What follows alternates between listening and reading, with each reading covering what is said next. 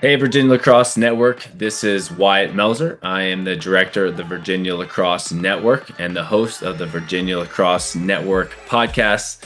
And I just finished up an all-time interview with some all-time members of Virginia Lacrosse, the captains of the 2006 men's lacrosse undefeated national championship team, Matt Ward, Mike Culver, and J.J. Morrissey.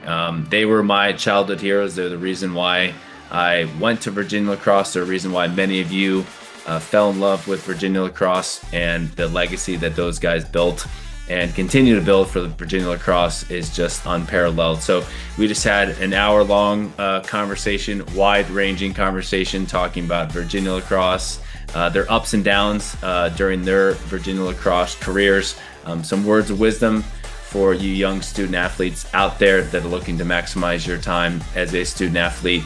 It's a special conversation. We highlight a lot of really amazing people, and you're really going to enjoy this conversation. So make sure you like, subscribe, and please send to your fellow classmates that went to Virginia as we continue to talk about and talk with some of the most influential people in lacrosse. Thank you for your support. As always, wah-hoo wah, and go Hoos, baby. Go Hoos. All right, Virginia Lacrosse, welcome to the Virginia Lacrosse Network. This is a very special episode we have tonight. We are interviewing the three captains of the 2006 undefeated national championship men's lacrosse program at the University of Virginia. A true legendary group that was a part of one of the greatest lacrosse team that's ever been assembled. Most importantly, a really good group of guys. Tonight we have Matt Ward, J.J. Morrissey, and the one and only Mike Culver. Gentlemen, thank you for joining the Virginia Lacrosse Network podcast. Thanks for having us, Wyatt. Our pleasure. Good to see you. So I want to start, I'm going to get myself out of the way, but I do have to just offer some context real quick, and then I'll pass it over to you guys. But I want to start with a heartfelt thank you from me, and I'm sure everyone that's preceded you guys after Virginia Lacrosse, and friends and fans of the game of lacrosse, for what you guys did in your careers at the University of Virginia. For me, you guys changed my life, and you guys kind of were my childhood heroes. And so to be on this call with you guys is pretty remarkable and a testament to how amazing lacrosse is. So I just wanted to say heartfelt thank you guys for what you produced on and off the field at Virginia Lacrosse. I want to read a post real quick that has popped up on my phone recently. This was 5 years ago. I wrote this on social media, but I think my phone has been listening to me talk about Virginia Lacrosse endlessly, and so it's on to me. But here's my post a couple years ago trying to explain what you guys did to me, and I know so many people in the lacrosse world, so hopefully it hits home. So it says, in 2006, I fell in love. It was one of the first times that a vision of where I wanted to go with my life really came into focus.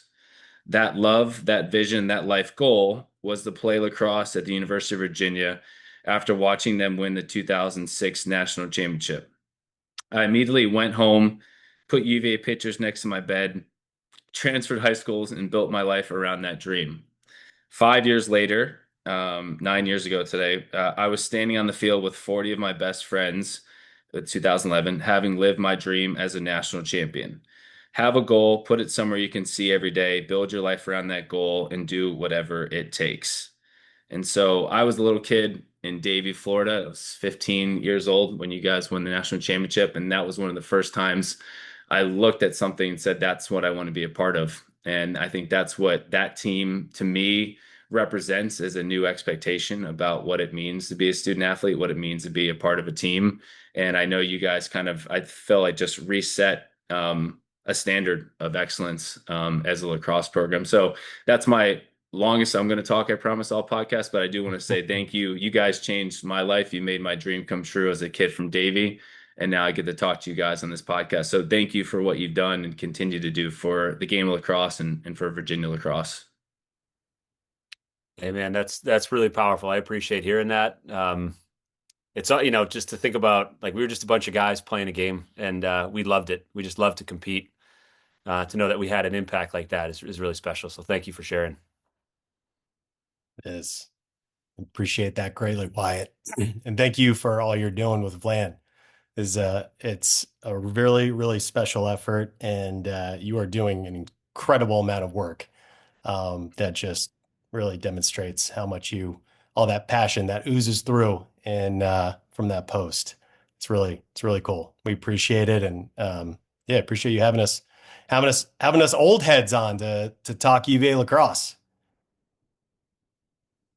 Yeah, it's very special. And so I'm going to hand it over to you guys. And I mean, Matt, you could start and just kind of, it is crazy to think that you guys won 20 years ago. And that post was, that was me 20 years ago now as we mature in season in different ways of life. But 20 years obviously goes by very fast. And, so many people take away so much from that team and what you guys did. But I'm curious now, what's filtered through after all these years? What kind of stands the test of time for you, Matt, in regards to that team and what you guys were able to produce, after all these years?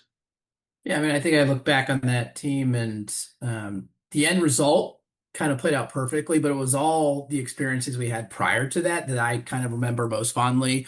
It was not a straight up journey for us, at our time in Virginia. We obviously got off to a really good start as freshmen, and we came into an amazing environment with seniors like Chris Rotelli, AJ Shannon, like just to name a few that they had like built a machine, right? And they had everything that a team needed. They had great experience, but they had great leadership, and we had trickled in some, younger players with a lot of talent, but they were the ones that kind of built that team. And ultimately, we kind of walked away with a national championship as a freshman. Like, what an amazing start! And then the next year, our sophomore year, is like complete opposite happened. Yeah. Right? Like, I mean, we lost to Air Force in Denver. We were 1-2, and basically the season kind of ended before it started. And we fought and we tried to battle out, but it was like that to me, like, was the most painful season I've ever been a part of in competitive sports. But I think it was the most impactful for us Totally. to get where we wanted to go, right? Like, things don't always go your way.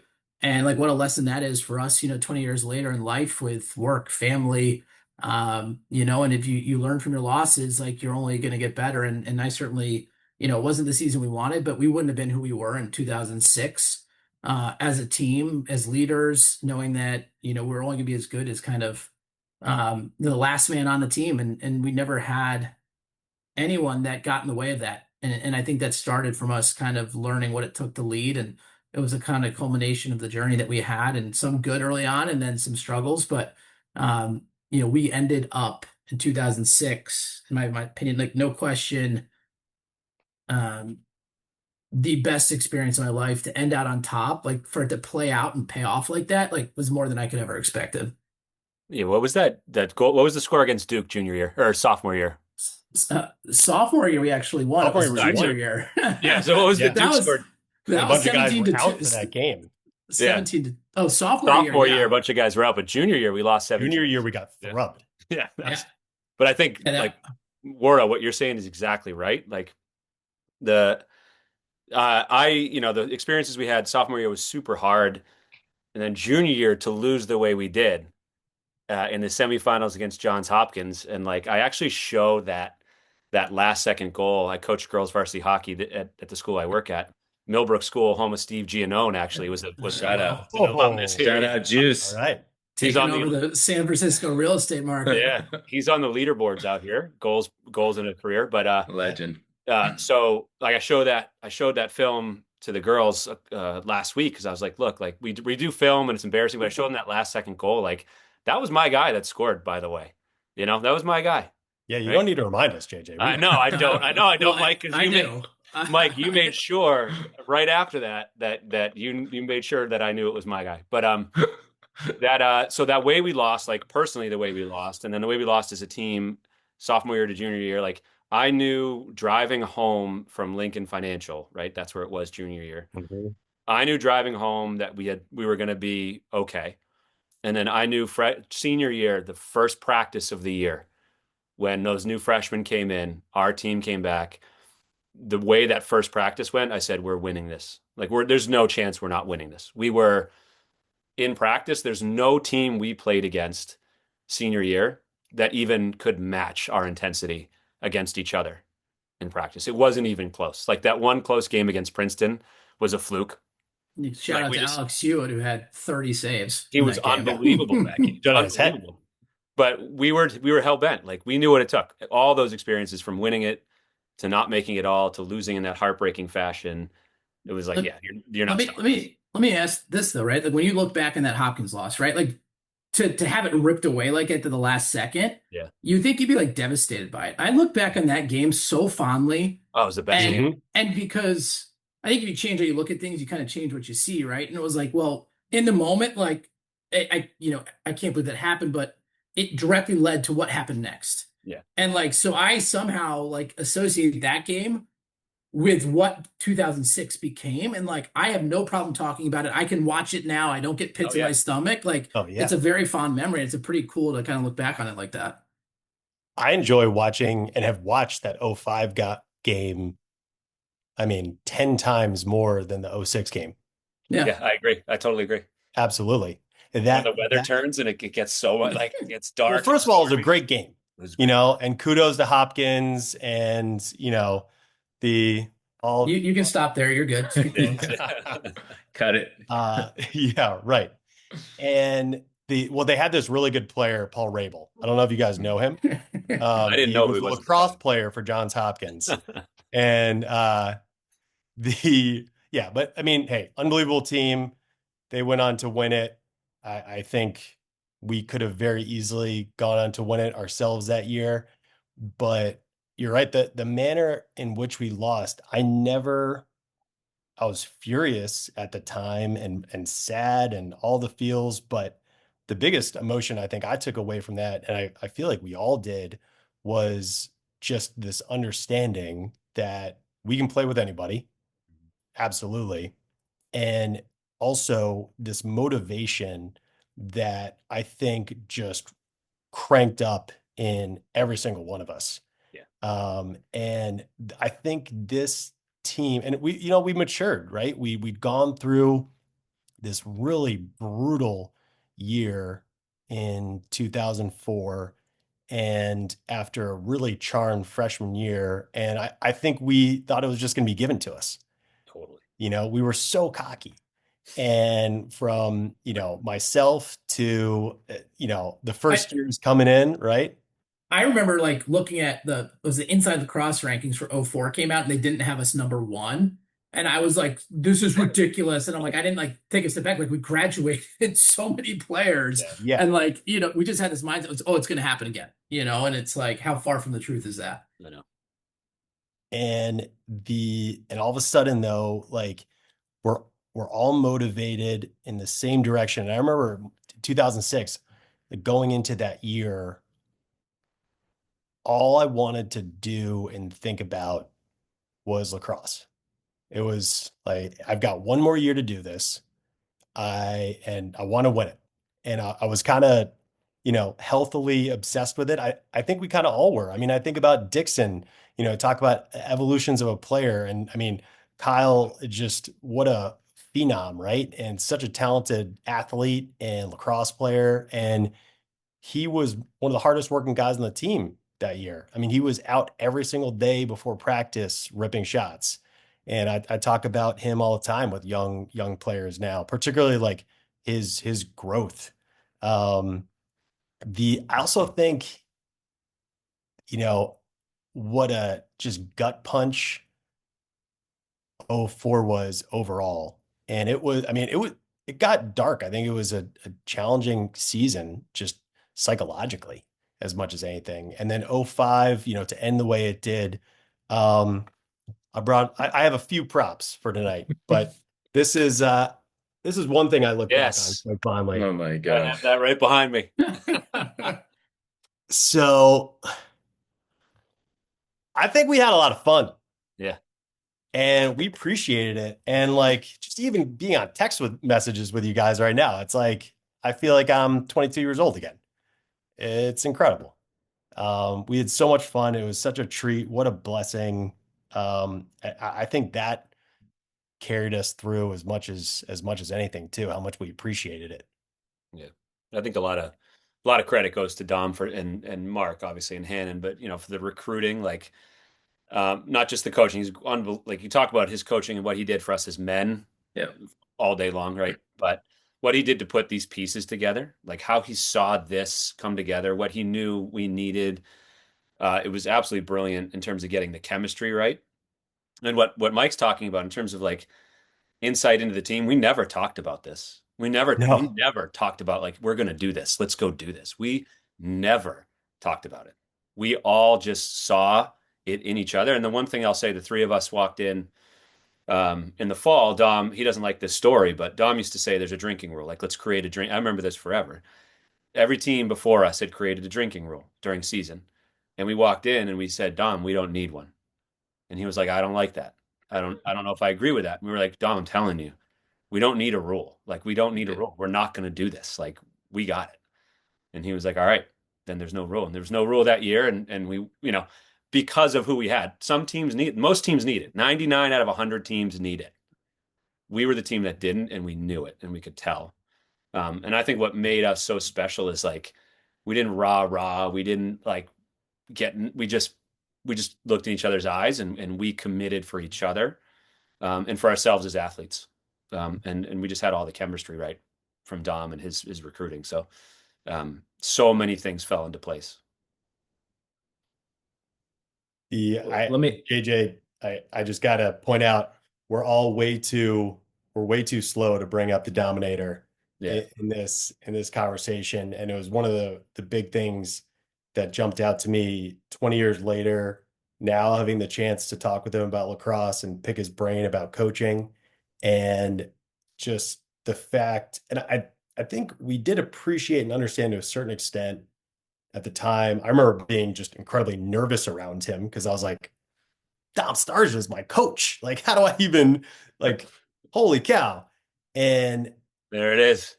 the best. Like, I get that 20 years later, right? I know. That's mine's around Hall of Fame human. Yeah. Yep. Like, he just what an incredible person and teacher and example to us. I mean, I think about things he's said to us all the time. And and do you say it in his voice? Damn it, Culver, fellas. You gotta get on those ground balls. Get some pizza and all right, I'll stop. So we got to play for this legend. Then Mark Van, who has 45 national championships, or 11, right? Yeah, officially, at least. Yeah.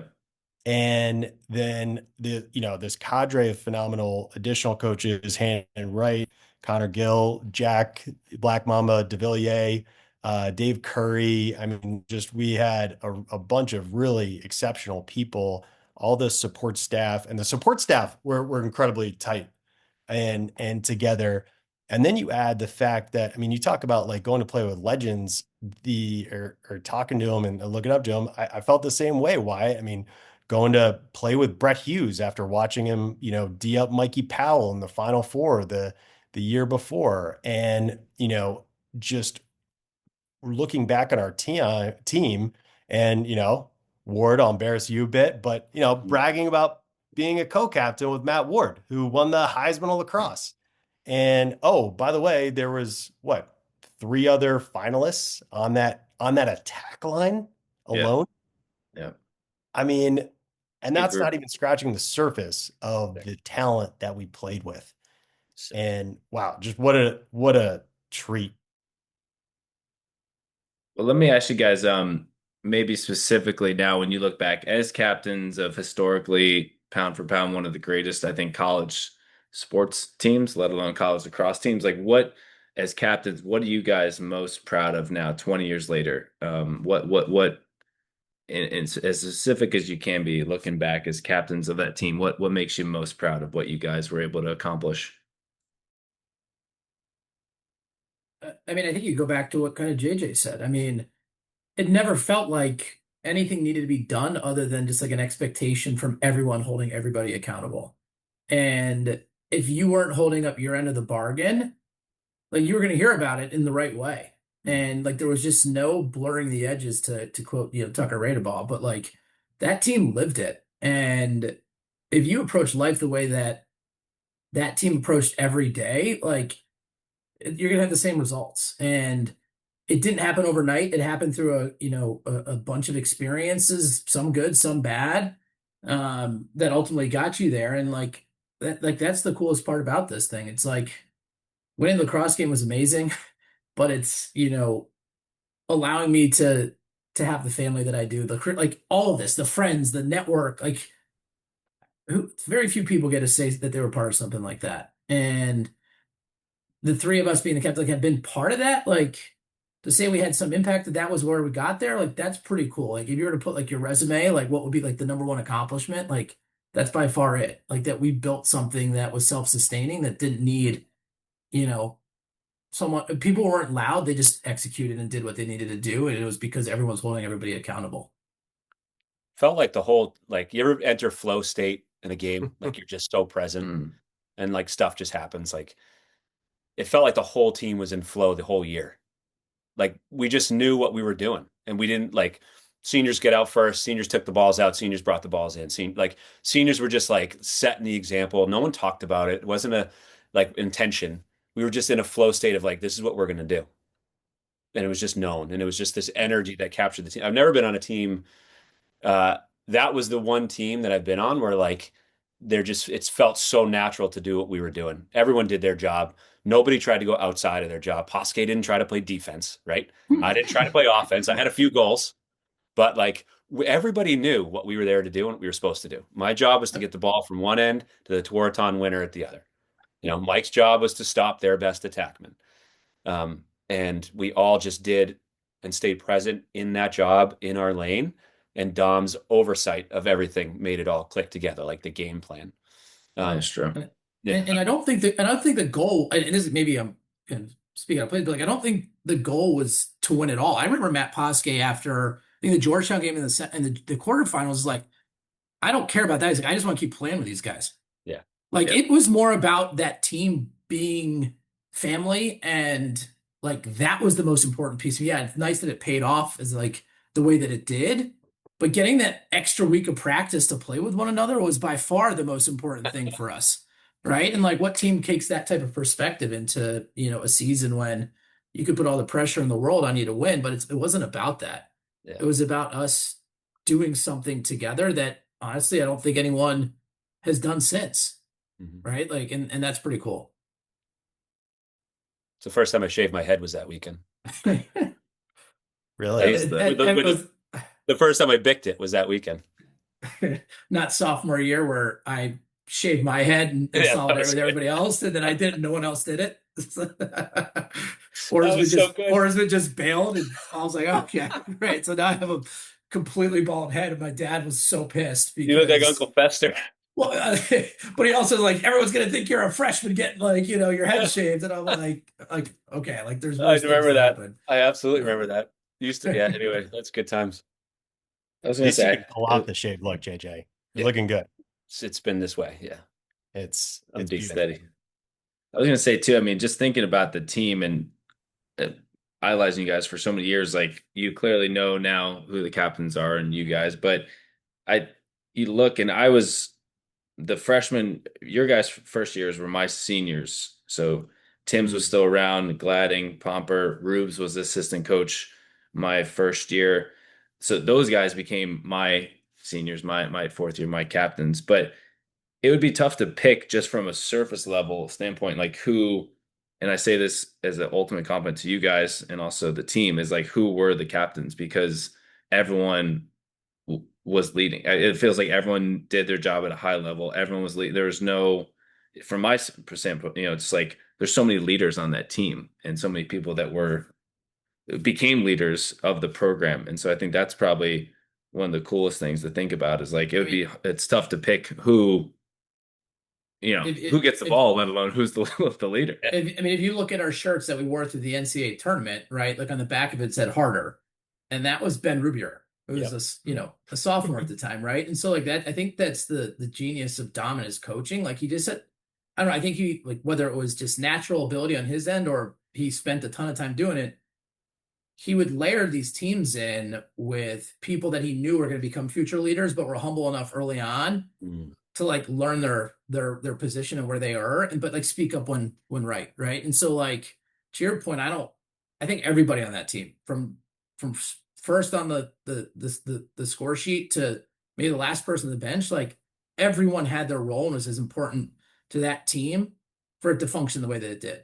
And like credit to Dom for just having an ability to do that. I mean, like JJ, like not to JJ was like a recruited walk on that I mean, did Dom ever see you play?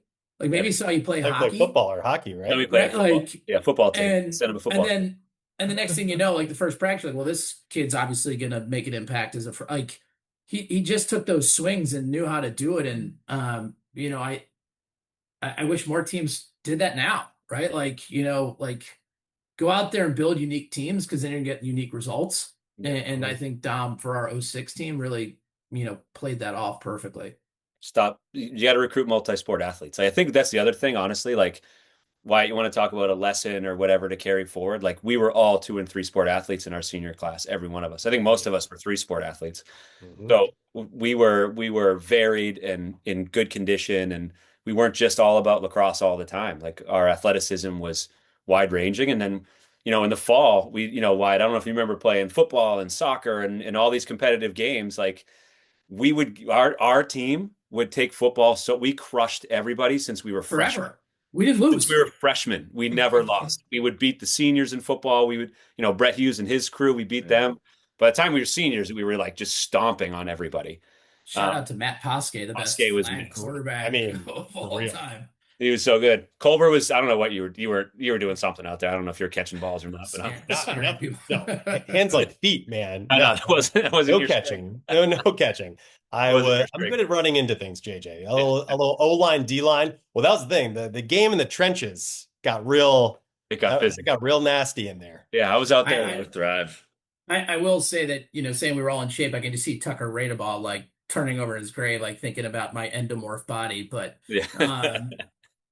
You were whatever, weirdo. You won you came in third in the clock. I remember Justin. You don't think I don't remember that? I remember Justin Ball in my freshman year when I got put in the fast group. He goes, "Well, we know who's coming in last," and like Tom's like, "You're an endomorph," and it's like, "Hey, you got to work with what's given to you." But suck it, Jut. He also punched me in the face in my first practice. He really liked to mess with the freshmen. Love Jut. Yeah. Well, let's skip 20 years in the future and get to where we are, and then we'll play around with that 20-year gap. But obviously, you guys brought it up, like there was a bunch of hard times to lead to the best of times. And that's been a theme. I've been so blessed to do this podcast where Dom was my first, and then I got to interview Chris Rotelli, and then I got to interview Brett Hughes. And literally majority of the podcast is talking about all the hard times. And then and then we won, and the winning was amazing. And that's obviously what just happened with the current Virginia Lacrosse team this past year. Obviously a very challenged year on the win-loss column, going through a tough journey. I was there when we lost to Duke, where the ball was half of an inch away from going into the goal to beat Duke finally, and they potentially make the playoffs. In devastation, those seniors, who are a great group of guys, leave with a tough journey. And now hopefully it feels like talking to Truett Sutherland, who's the captain, and other guys, John Schroeder, that there's this renewed sense of just absolute fire and commitment and passion. So what would be your guys' advice going through the ups and downs and then getting to the other side of it? What's your advice to the captains now of the men's and women's team, both wanting to get over the hump and needing to take that next step? How do they get there? What do they need to do? What do anyone that wants to get over the hump and dealing with tough times, what worked for you guys, and how do you take that next step? Ward mentioned Ben Rubior's kind of rallying cry, which became a motto for our team, and on the back of our shirts, it's a harder exclamation point on the back, which in its own right seems really kind of intense and hardo and like crazy, but it was joyful. It was like he would just yell it in practice. He'd be like, and I've got kids asleep, so I'm not gonna, or just one kid and some cats behind me, but I'll yell.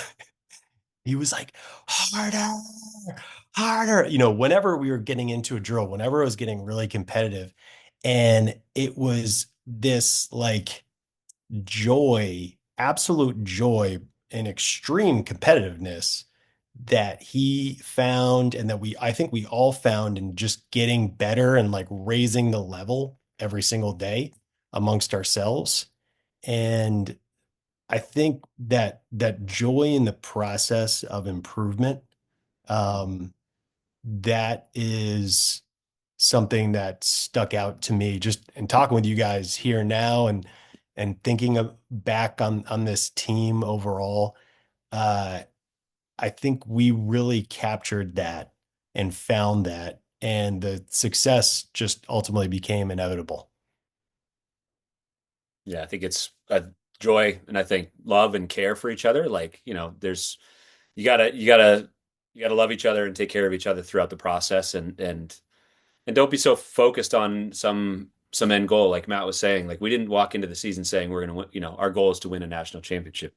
We didn't have it. I don't think we had. Did we talk about goals? Like I think our goal was. I don't even know if we talked about goals. We just we're going out there to have fun and play lacrosse and be ourselves and like love and care for each other. And I think that's what made that really special. Is that we really felt super tight and super close, and everybody had a role to play on the field and then a role to play off the field in who we were as a unit. The past is the past, man. Like learn from it, figure out what you did well, where you struggled, and that should be, on the field and off the field, quite frankly, and make the changes and move forward every day. Like that to me, it was like, I mean, '04 was tough. Like, I mean, it was one of the hardest environments I've ever been a part of. Like nothing went our way. People turned on each other. Like it just, and you're thinking, like, Injuries. how do we rebound from this? And we just moved on, and we approached '05 knowing we had a lot to prove.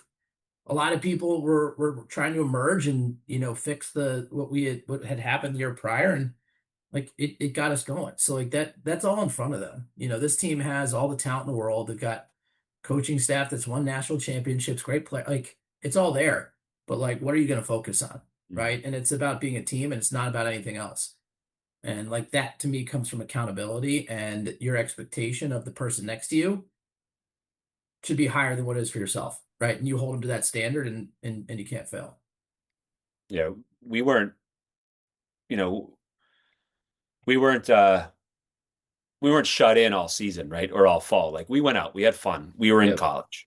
But we were smart at the same time. Like looking back, like we probably could have been smarter, right? But for college athletes, we were smart and we weren't crazy, but we weren't also, we had a nice balance of like we're doing this thing, we're still college students, we have this moment, this release, but we also know we're here for a reason, and we're here to do something special. And I feel like what I've heard and what I've like some teams in the past the balance has been off, and there's too much about what happens off the field or outside of the field, all these, Yep. And I think it's important for this team this year to think about, what do we want that balance to be? What makes sense for us? What's our energy? And how do we feed that without going over the line, being true to who we are and not distracting from the business that we're here to complete. You got the rest of your life to party. This is a very small window where you get to do this. And what I would give to be able to go and just have my body work, to be able to, function at a level I could go and just get through practice again, be incredible. The other thing, looking back, that I'm exceptionally proud of the about being part of UVA lacrosse is just the type of lacrosse we played, particularly in that '06 year. I mean, we, just on defense, Kip would make a save standing on his head, hit JJ or Will Barrow streaking up field, get to gliding. We get a, goal to Garrett Billings behind the back, and like or Matt Kelly would, get unleashed and crank upfield and smush someone and then get the ball up and out. Ricky was, like throwing 18 over the head checks and just like, and, getting the ball field, like scoring when that really wasn't done as a LSM. And we just played really up and down lacrosse. And that's not new to UVA lacrosse. It's in the program's DNA. And I think the more that we tap into that team to team, year to year, I don't think it's a coincidence that those are the years that we were winning, right? When we're just, I think we play, playing free, and fast, and the way this is how it meant to be played. Like I took such pleasure in, and it was so gratifying pounding a team that was trying to hold the ball against us. Maryland. Whoever, Maryland, or every Hopkins, time. or, yeah, right. And because it's just fine. You're trying to win it, but like, this isn't lacrosse. This is a special game. Yeah. And it's meant to be played a certain way. And I think we play it that way.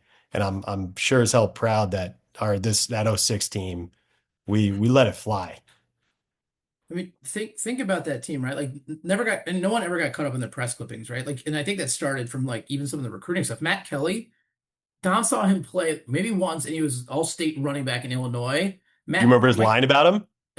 No, but I'm sure it was like he was a Matthew. He hits people and they stay hit. but so if you think about him, you think about Mike Timms, right? Mike Timms was an unknown 6'6" soccer player from Virginia Beach who was phenomenal. You had Matt Poske, right, who's ended up, being a second team All-American, maybe first team, but also the MVP of the Pro Lacrosse League. He didn't get recruited by anybody. He's the all-time goal scorer in New Jersey, and no one wanted him but Dom, right? And like, so this team never was caught up in any of that stuff. And like JJ, again, like you were a recruited hockey player that came and played, like, and we took that approach where it was about everything else. Like it was more about the team, and it never was about the individuals ever, like ever. And I think that like is a benefit of recruiting a bunch of different people who are skilled at different things that came together and did what we did. Well, let me jump in. You guys take it from there. But I think the key that I've picked up on, and I want to add to the list of people I've been able to interview for here, is Amy Apalt Slade, the legend herself, and then Coach Myers. And so between all of you guys that I've been able to interview, there's 1,000 national championship rings between you guys, between us, which I'm amazed to say. The key seems to be present, like, and that was the key for us in 2011. We weren't present for 75% of the year. We made some adjustments, and we were literally like, oh crap, we're about not to make the playoffs. It's one day at a time, and that's all you can control. The team, my first year, we were so talented, we ended up getting smoked by Cornell because we were watching Duke lose to Syracuse. I think we lost Culver. Duke lose to Syracuse on the TV, and we got ahead of ourselves and started talking about the national championship game in the locker room.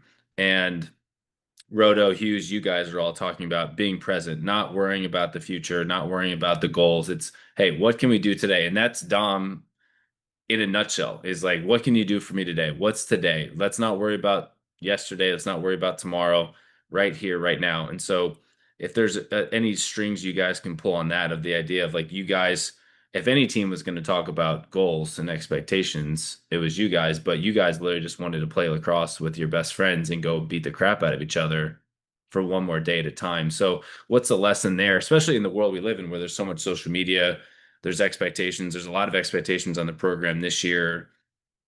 How do you guys kind of pass on the idea of like, hey, just block that? How would you block that out and just focus on what's right in front of you? I think we had it. We had it maybe a little bit easier without social media. I mean, what do we have? Facebook, maybe our sophomore year it started. I don't know. But I think it's one of the things that what you're talking about is working with teenage athletes now, coaching and teaching.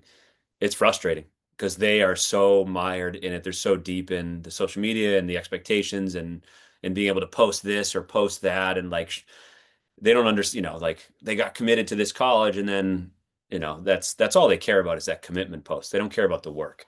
And I think that, we had a little bit of luck in terms of timing to not have any outside noise, but, um, we also, part of it was just like, that's who Don brought together, was a bunch of guys who just were kind of dorks and just wanted to like go play lacrosse. And like, that was it. And like, and we wanted to beat the crap out of each other. Like Kyle Dixon would try to like sometimes try to not hurt me, but he wasn't like easy. Like he had me by how many 6 inches or whatever he had. Like, and he would sometimes just like cross check down on my shoulder, like from height, just down on my shoulder to like give it to me in practice. Cause I was trying to guard him. And like, you know, Ted Lomedy, he wasn't on the 016, but he was a few years before. Lomedy used to do some of the dirtiest stuff to me, like off to the side. Like he was my practice nemesis. And so we learned how to practice from some of the older guys, and then we brought that with us to senior year. And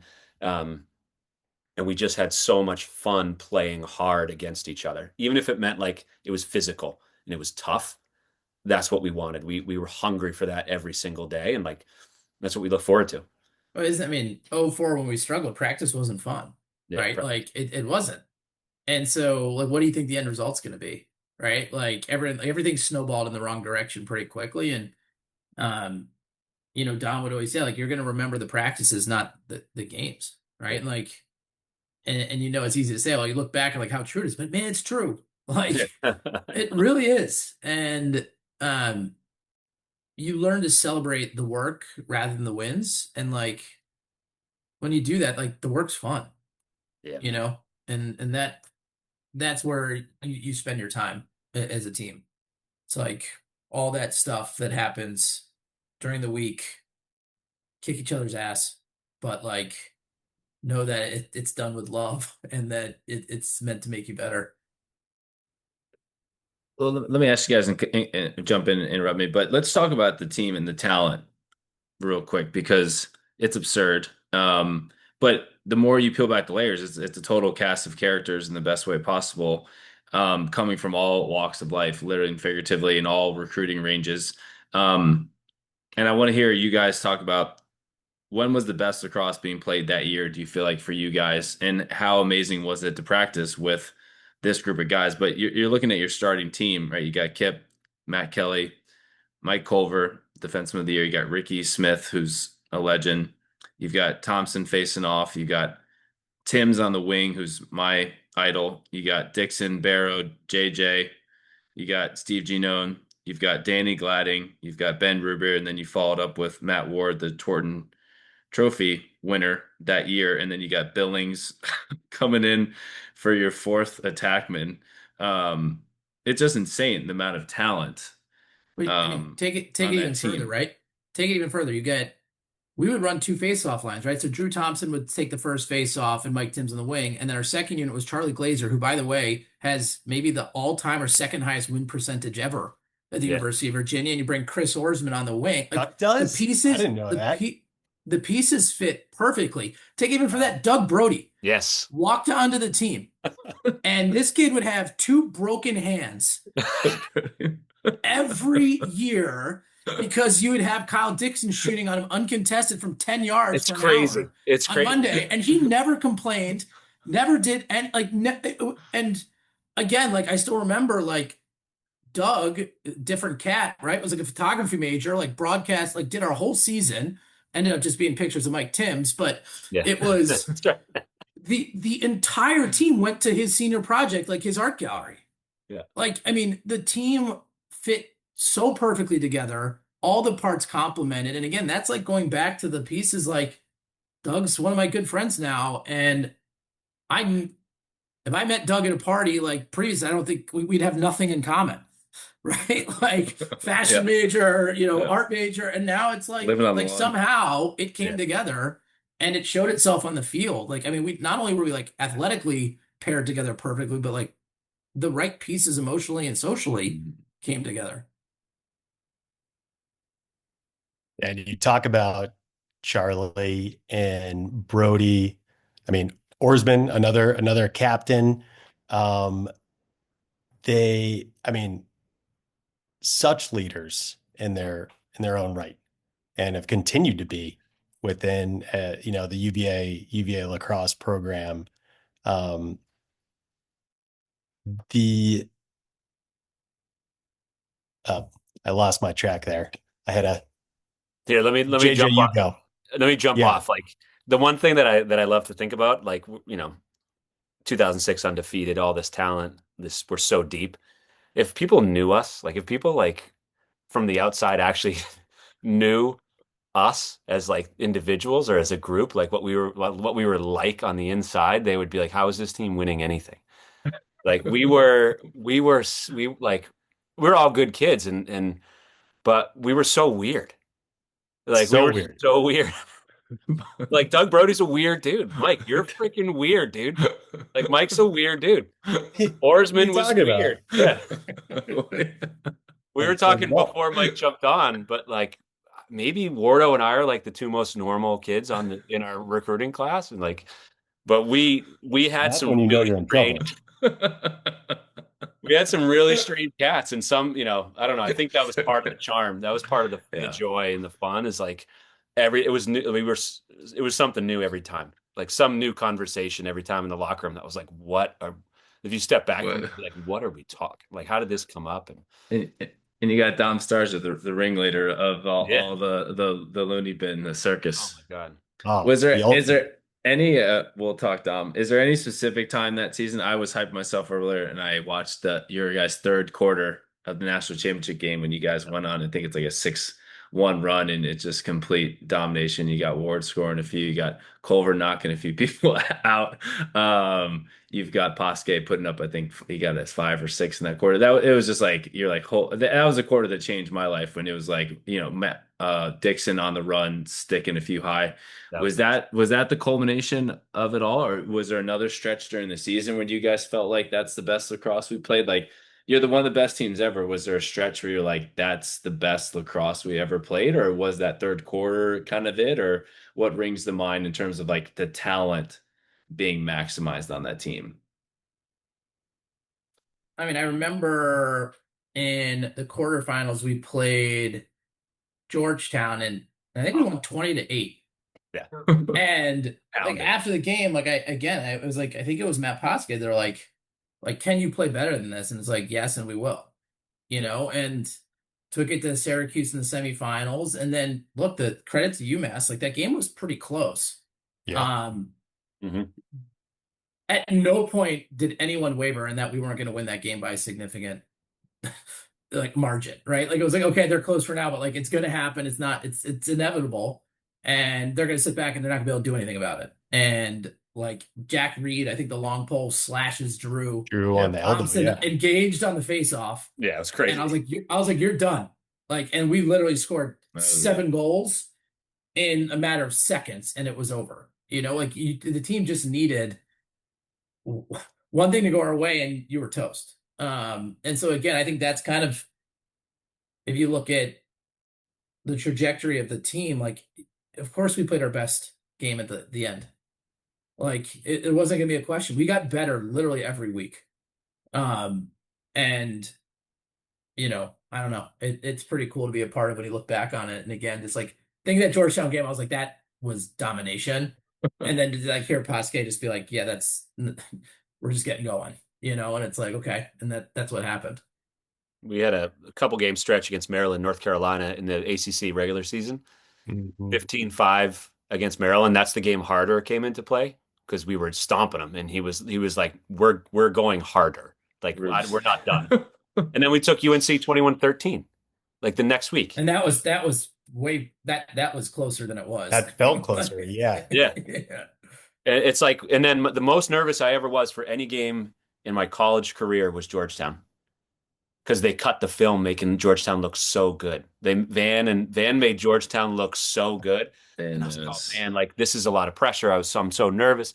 And we boom, boom, boom, boom, boom. It's just like, this is done. Like they couldn't even sniff. So I think but at the same time, like you didn't finish that game and think anything of it. It's like, yeah, we won. Next game. You know what I mean? It's just like next game, let's go.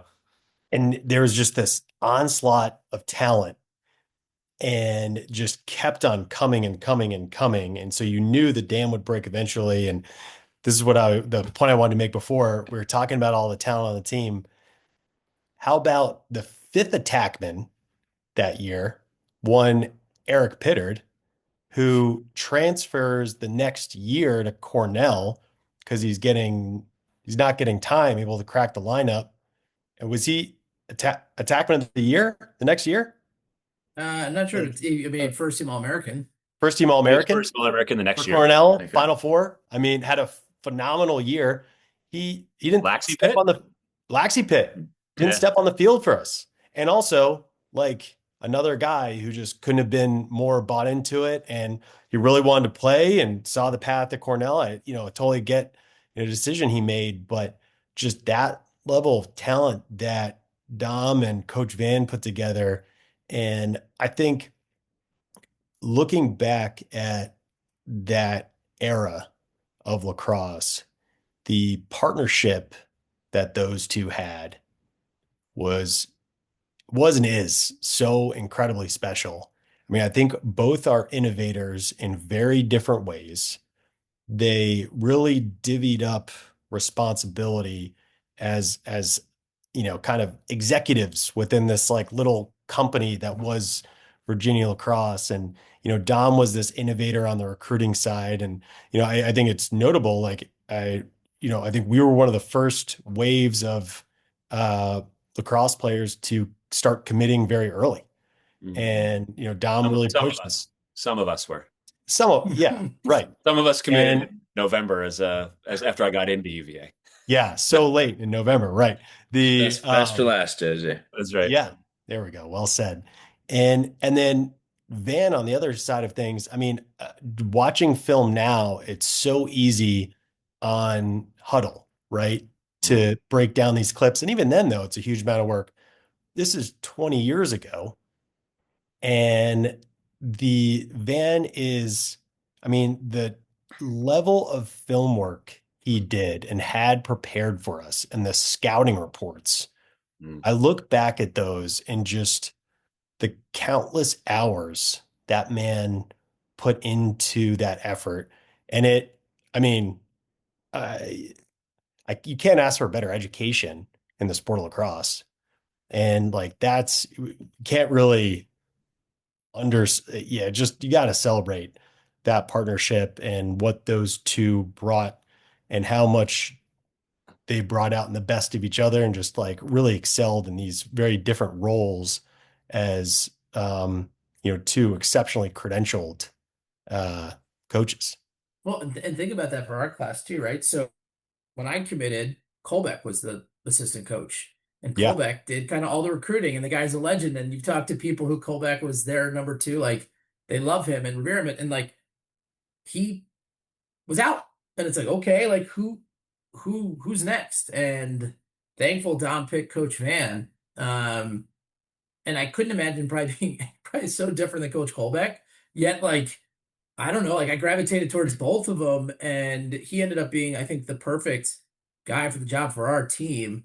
As kind of the yin to the yang of Dom and how he approached coaching and how he approached mentorship, and Van being very different, but like it worked. And it was, we were very, very fortunate that whether it was dumb luck or supreme vision of Dom, but he brought all the right players in that you would never think would work together, the right coaching staffs. It was all very different, and the pieces just fit perfectly.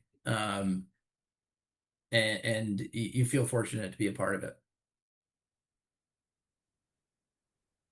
I had a chance last year. We honored Coach Van. We did a Coach Van Day in Seaville, which was unbelievable. He was back, and his wife and kids and all the rinks he has.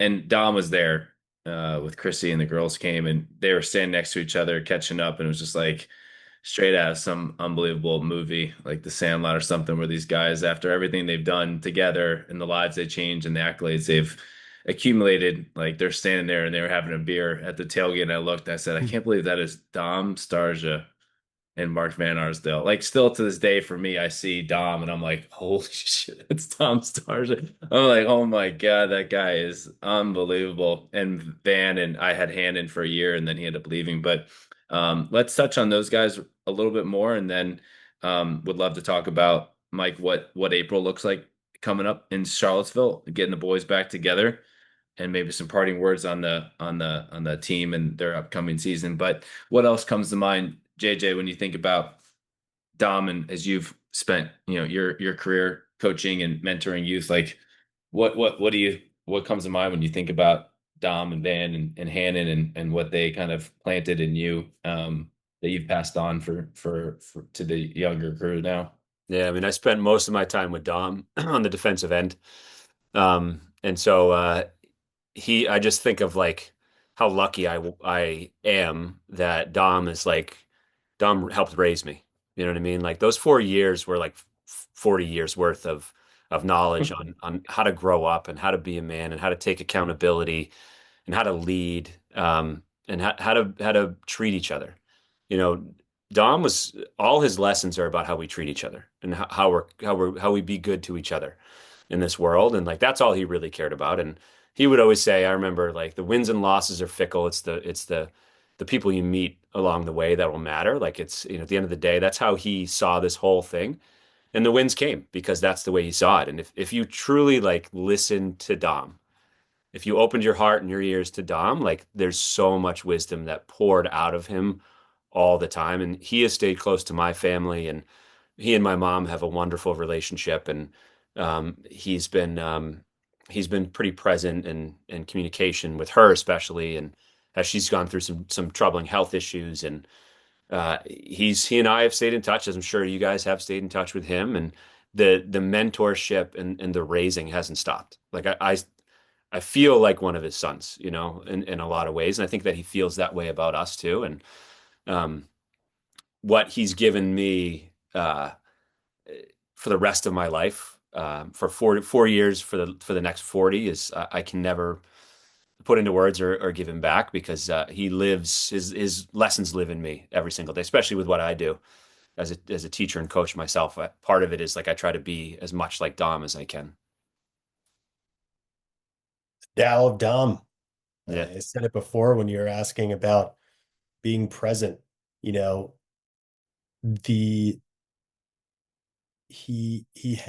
has a way of saying things with such simplicity and clarity, but that carries such weight.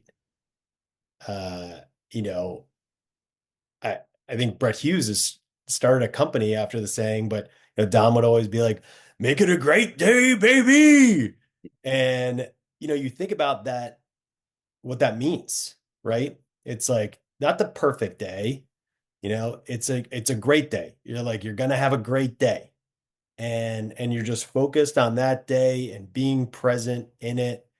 And he has continued to be someone you can rely on and talk to, and just go does such special things. I mean, I started volunteering coaching this past spring, and so I reached out to him because I'm like, haven't really done this in 20 years. Like, what, any advice? And I've got us running Mosey. Don't worry. Yeah, that's And perfect. Step one. He, as I think he has with a ton of guys, sent them the practice plans for their senior year. Yeah. And I have those, in my desk in my office, and get to look at those all the time. And I mean, who does that?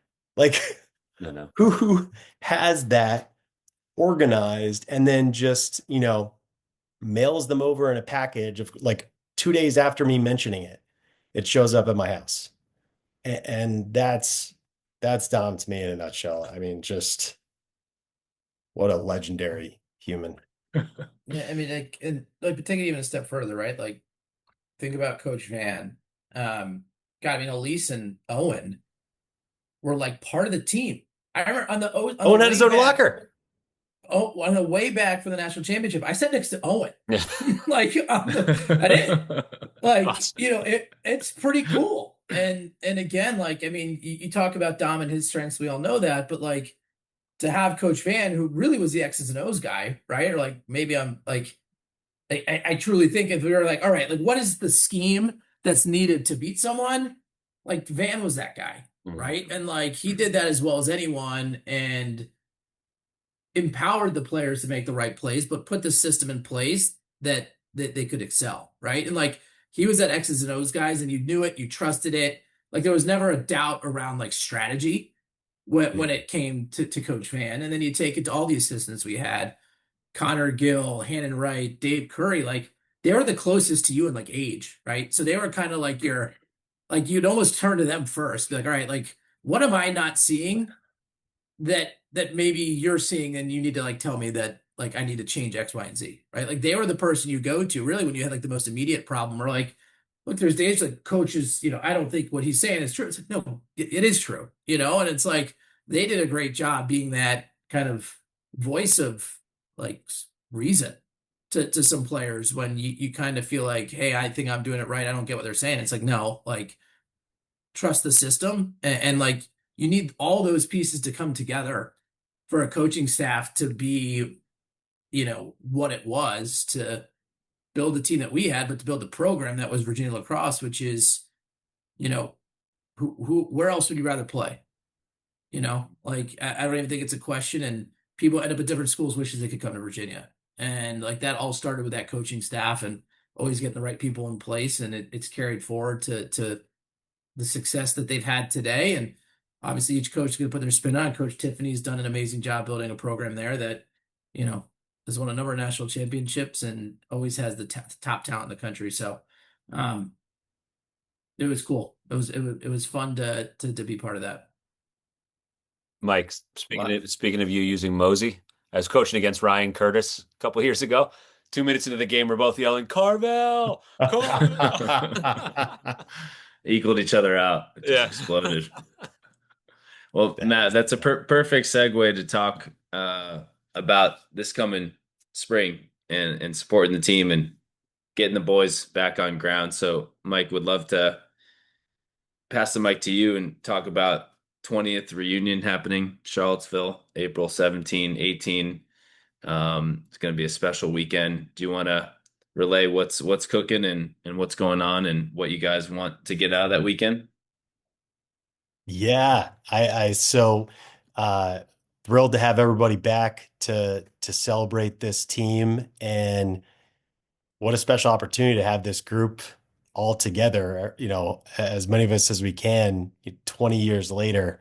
I don't think there's too much formal on the docket other than, enjoying a tailgate and going to the game and basically, doing this podcast for two. What's that? We're gonna crash Dom's house on Friday night for sure. Yes, sorry.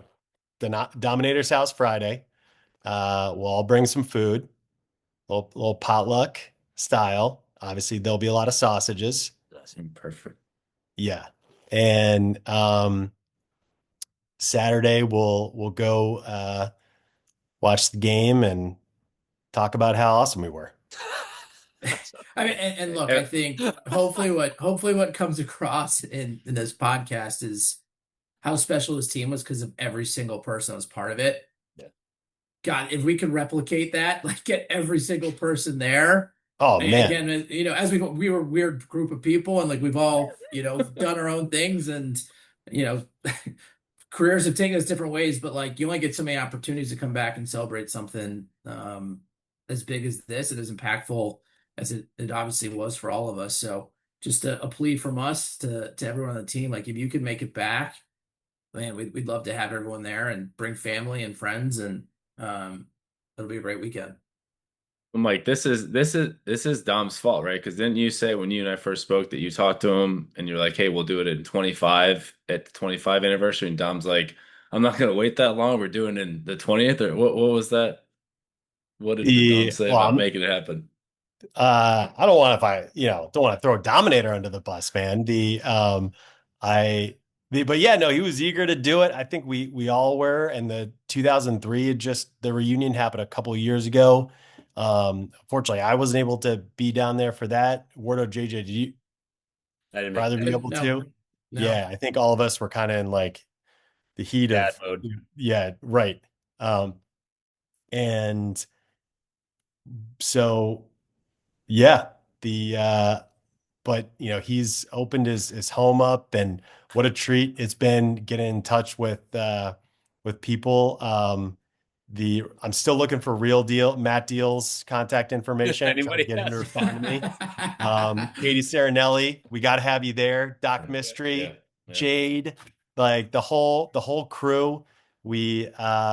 And that's another thing to reference about this team, and I think it started with Dom, is like this is a chance to just celebrate all the amazing people who made that part of our life happen too. And with 20 years of perspective, to go back and like say thank you. And so, yes, don't worry. I will be talking about how awesome we were the whole time. That's How many chances do you get an excuse to go back to Charlottesville twice in a month, right? Because we'll hopefully be there. We'll be there 2 weeks later or 3 weeks later for the NCAA championship weekend. So, and hey, my Beavers might be there for the finals. What do you say? I don't know what that means. I'm not falling for that, Mike. It's very straightforward, JJ. My Beavers are going to be in Charlottesville for Memorial. Is that the team you're coaching now? The MIT engineers, man, the Beavers. Are you coaching MIT? Yeah. Oh my God. That's why, dude, Iron Man was a lacrosse player. That's why I got this on. Yeah, I should have gotten that. Yeah, how did you not know? I can't believe you didn't make that deduction, JJ. I remember winning games. We'd go to the bar and we would chant we'd bring our manager with us and chant his name at the bar. Yes. Real thing. We had Charles. Charles is our guy. Charles is that poor guy. He went through some stuff, but the managers everyone just plays such a massive role. It's so many unsung heroes. We could turn this into a Lex Friedman podcast and do 8 hours, but I think we'll wrap up, which has been truly just amazing. You guys it's so good. The words for the current student athletes, men and women on the program, what would be your kind of parting words to them? We'll get this out the door hopefully before Christmas, so they'll have a couple weeks when they're home to hopefully listen to this and get their minds right heading into the big spring season. The women are turning 50 years old this year, so they've just got a huge season ahead of them. And the men, obviously, big season, Final Four in Scott Stadium in Charlottesville. There's a lot of eyes on the program this year in a good way, and some good pressure. But I think it'd be a good way to round out this amazing journey with you guys, is kind of starting with what would be your kind of parting words to those players as they head into this season and try to make the most of it. Goes by fast, man. Never miss a moment of it. Enjoy time together. Focus on what matters. And, if it's not about making the team better and the journey better, don't worry about it. Focus on the little things that make you better every day. I would say get there early, stay late. Just lean into it. Like this is your time. You don't get it back. And isn't that true, man? Our practices we were at like 2:00. Our team was on the field at noon. Yeah. Every time. Yeah. Yeah. And that plus you would have to hang out in the locker room for an hour before, hour 100%. After. We were cold plunging before cold plunging was a thing. Yeah. True. You couldn't get us out of there.